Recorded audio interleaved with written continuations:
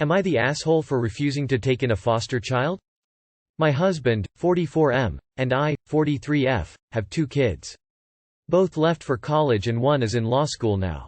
So we are empty nesters. I love it, I get to go wherever, whenever. Right now I'm skiing a lot and we take lots of vacations. I'm planning on retiring in a few years. We invested smartly and now our home is paid off and my kids are getting a full ride in school. We can retire without much worry, although we will still work until the economy is better and our bodies allow us to. Problem is my husband is now bored and wants to foster a child. I am absolutely against the idea. My cousin did foster a child for 3 years.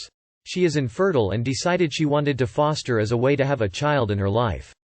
But that child was a complete nightmare and almost made her and her husband divorce over it because it caused so many issues. I know not all foster children are like that, but my cousin is far more compassionate. She is a nurse than me and she was crying to me and my sister every day about it, and I don't want to do it. It's hard to tell what a child has gone through and it's usually nothing good if they need to be fostered. I don't have the energy to deal with it anymore. I raised my son and daughter and unless they need me I'm going to finish my last years at work and then retire and enjoy my quiet years. My husband constantly badgers me to reconsider and I've told him I'm not going to. He argues it will be like having a child again and I told him I don't want that. I told him to find a volunteer position at a school or go down to the children's wing of his hospital. He is a doctor, if he wants to spend time with children. He also works outside the home while I have a hybrid job, 3 days in the office 2 days at home. So I feel like any foster child will just become my responsibility. But he's constantly complaining that I'm not being compassionate and we could change a child's life for the better. But I know if will probably change my life for the worse. Still, am I the asshole for refusing to sign up to be a foster? Not the asshole. Also, was your husband a fun dad who basically got to be the cool guy while you did all the work actually raising the kids? Because children are work and only a dad who only ever babysat could act like having the responsibility to care for a child again 20 years later would be no big deal and a fun adventure. Your husband needs to look into the Big Brother program. He can interact one-on-one with a fatherless child doing activities. Both of you can have your needs met. Your lifestyle won't be impacted. And he can help change a child's life. ETA. Nah. Not the asshole. Both parents need to be 110% on board for bringing a foster child into your home. Otherwise you're just one in a long line of foster home horror stories this child will have. Am I the asshole for moving in with my dad after he and my mother separated? I'm 18F. I've got a sibling who's a few months old now. My parents, 37F and 42M, separated 9 months ago, for 2 months then got back together and permanently separated 3 months ago. My parents were each other's first relationship, something I've overheard my dad complaining about. A while ago we went through a tough period. My mother got pregnant and 5 months in miscarried. A month later it turned out that my dad had been having an affair. My parents tried to work it out, found out the AP was pregnant, and that was the end of it. When they separated my dad wanted to make it work, so when my mother said she was moving into grandma's, 7 hours away, dad asked if I'd live with him, thinking it'd bring mum home. Mum begged me to go with her. I didn't. I believed it was best because of school, friends, and I did believe my parents could work through it. They didn't. Dad's new girlfriend and baby moved in. New girlfriend is pretty cool actually. So I guess mum found out because she texted me. It breaks my heart you picked sides. You could have visited me or even texted, but you haven't. I love you, but you've behaved selfishly.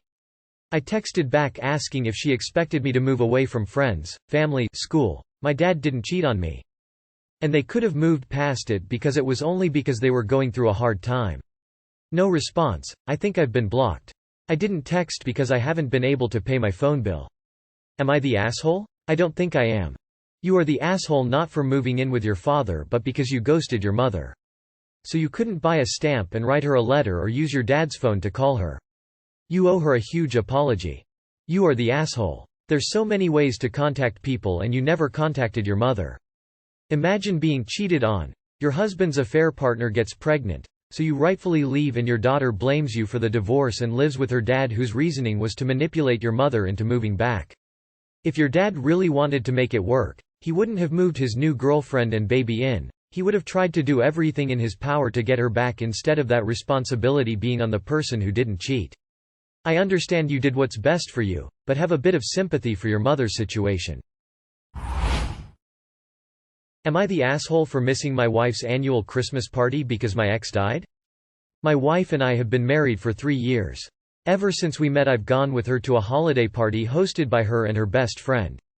It's a fairly large party, that grows every year. This year I did not attend. My wife is still pretty upset with why I didn't. 2 days before the party I was notified my ex-fiancé had passed. I didn't know the details, but it hit me very hard. To be honest, towards the end of things we didn't have the best relationship and I'll spare those details. She was an addict and had relapsed, which heavily influenced the ending of our relationship. I went through a lot of grief leaving her in that state. Maybe it hit me because I feel like I didn't do enough to help her. In any case, I was pretty down and did not feel like socializing. I told my wife I was going to skip the party. When I was first notified I told my wife, to which she said, "I'm sorry, are you okay?" I thought she would understand my reasoning, but she did not. She was quite offended I was bothered enough about my ex that I wouldn't feel up to her party. After the party she came home and said, "I can't believe you're this upset about some junkie." I was honestly taken back by her cold, callous attitude. My ex was a daughter, a mother, a sister. She was somebody that was messed up from life. I spent the next several days and into Christmas putting on a fake happy face and tried not thinking about my ex. Over the weekend I had more calls about the details involving her death, which further upset me. My wife, noticing something was off with me, asked if I still loved her, my ex, and is that why I'm devastated. She said it's weird how I'm mourning the loss of my ex when I haven't had anything to do with her in years. I explained to my wife my ex, was my first love and I did love her as a person. Last night I told my wife I will be attending my ex's funeral and I'd like for her to come if she wanted. She became angered by that, saying she doesn't want to go near a junkie's funeral because the place will be full of addicts. Which might be partially true, but I think I should be allowed to pay my last respects regardless. She told me if I end up going, we're going to have problems. I don't know what she meant by that, but she threw in my face how this ruined our holiday and again stated she can't believe I missed her party because of my ex. She told me I need to seek professional help because it's not normal for a married man to be upset about his ex dying. I began thinking maybe she's right. I don't know why I'm mourning her loss. I began asking myself if I still had feelings for my ex, but in my head I knew things were done.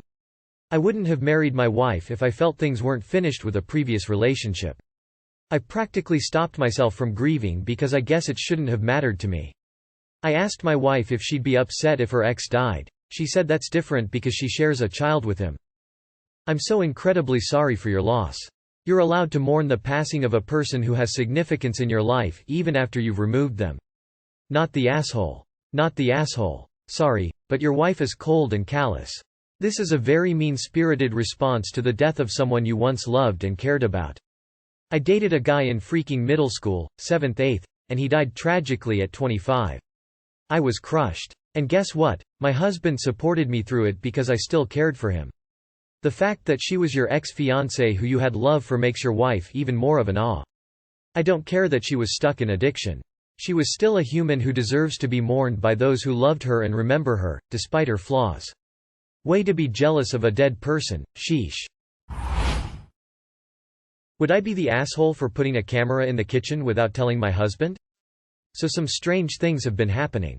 My husband is complaining about me forgetting things, like loading the dishwasher and not switching it on, or leaving the stove or oven on after cooking, or not putting things back in the fridge.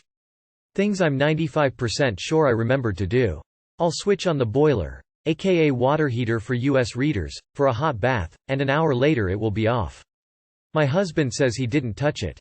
Then this morning, I came to brush my teeth, and my toothbrush already had toothpaste on it. WTF? Did I come earlier? Did I not brush my teeth last night? That's just plain weird. Now I might be in denial, or have paranoia as an exciting extra, or I just read too much Reddit, but it occurs to me this could also be gaslighting in the old-fashioned sense. I have no reason to suspect my husband of doing anything like that, but like affairs, that's what everyone thinks, isn't it? So I would like to install a camera to reassure myself that it's really me doing these things. Obviously, I can't get permission from my husband without defeating the whole purpose. But I don't want to damage my relationship in the, much more likely, case that all this has nothing to do with him. Would I be the asshole for temporarily invading his privacy to make myself feel better? Edit. It seems like step 1 needs to be checking for carbon monoxide. I'll postpone any other decisions until that's been checked. Thank you everyone for your comments and concern. For those concerned for imminent problems while I get that checked, thank you. But if it's a problem at all, it could only be in very low doses. This has been a mild problem for months rather than an acute problem in the last few days. I'm not showing any other symptoms. Husband isn't showing any signs at all. We do have a ceiling-mounted detector that hasn't sounded any alarm, and besides, my bedroom is upstairs. Before you do something so intrusive, check your carbon monoxide detectors. I gotta be honest, this is super weird. But what's the strangest part is he seems nonchalant about you experiencing these things. I would assume a loving partner would be concerned, instead of just complaining about it. Like, if my partner was experiencing this, I'd be pushing for him to go to a doctor. Not the asshole. Make sure you hide the camera effectively. Edit. Didn't even think about CO poisoning. Please get that checked first.